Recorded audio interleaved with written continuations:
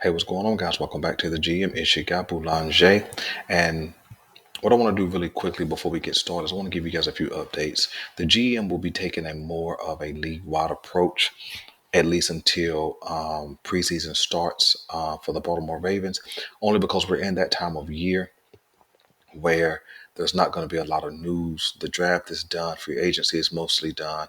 There'll be a few news reports and articles written as we go along the way, but mostly all Ravens channels will be regurgitating the same news, and so we never want to do that. And so although we talk about the same topics, here at the GM we always want to give an authentic take, and sometimes that can come off as critical, sometimes that can come off as fantastical, but nevertheless, it's still authentic to who we are and what we want to do here.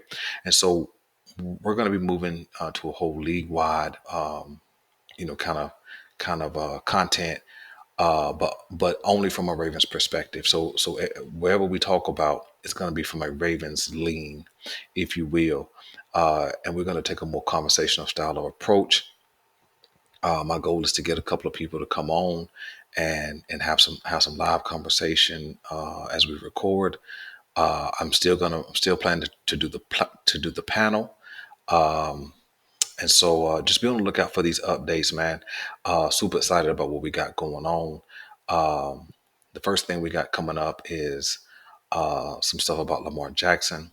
And then right after that, we're going to start with the AFC North Division, and everything's going to lean into everything else. So it'll be pretty cool to see what we get into. So with no further ado, man, today's video is going to be about Baltimore Ravens players who should be on position watch post draft. Okay, so every year, a team goes out and they draft a new class of potential playmakers. Okay, and the Ravens did just that. And so there are certainly players who are left over from the previous year who maybe haven't done so swell up until this point in their careers. And so I think that as I'm thinking about the roster, and at some point I'm going to do a roster breakdown, all those kind of things.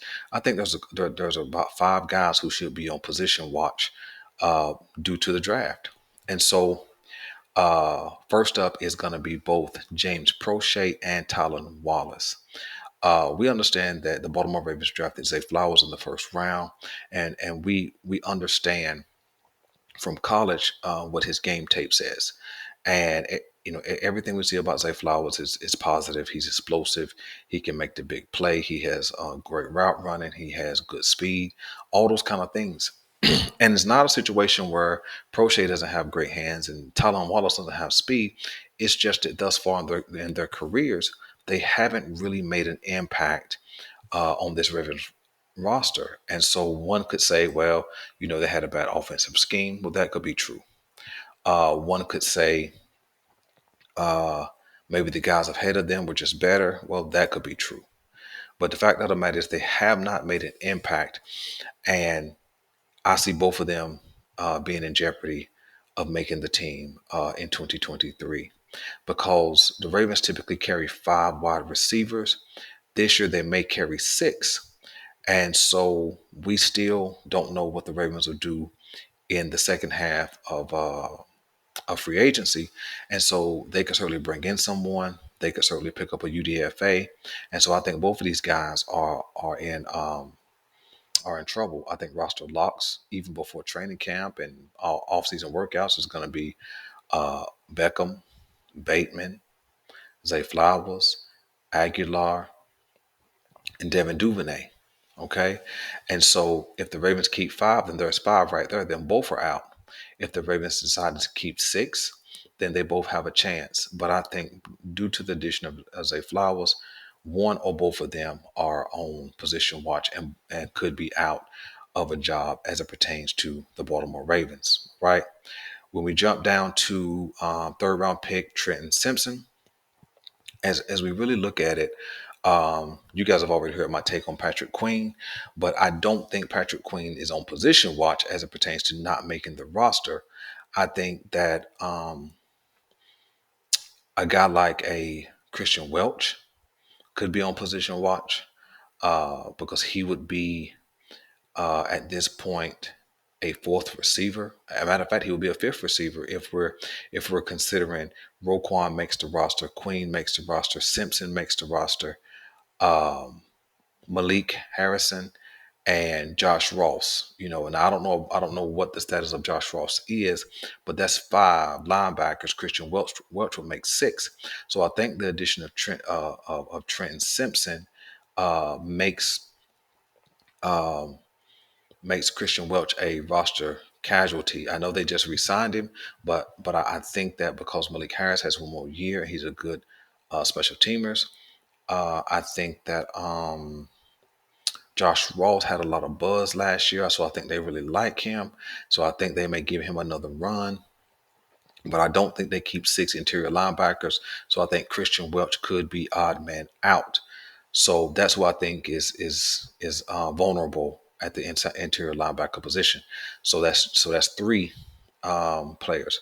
I think that Ben Cleveland could be in a little bit of trouble.